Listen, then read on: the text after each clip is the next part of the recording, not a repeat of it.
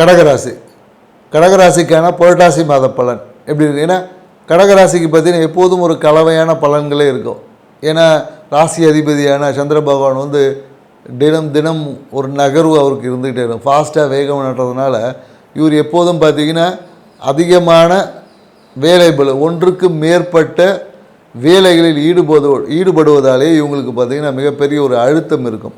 ஏன்னா ஒரு விஷயத்தை செய்ய சொன்னால் ஒன்றுக்கு மேற்பட்ட விஷயங்களை செய்து அடுக்கடுக்கான பணி சுமைகளை இவங்களை ஏற்றுக்கொள்வதாலே இவங்களால் எந்த ஒரு விஷயத்தையும் தீர்க்கமாக செய்ய முடியாத போகக்கூடிய ஒரு சூழல்கள் என்பது ஏற்படும். இந்த காலகட்டம் பார்த்திங்கன்னா பொருளாதாரம் சார்ந்த முயற்சி எல்லாமே வெற்றியடையும். தன வரவு என்பது இருக்கும்.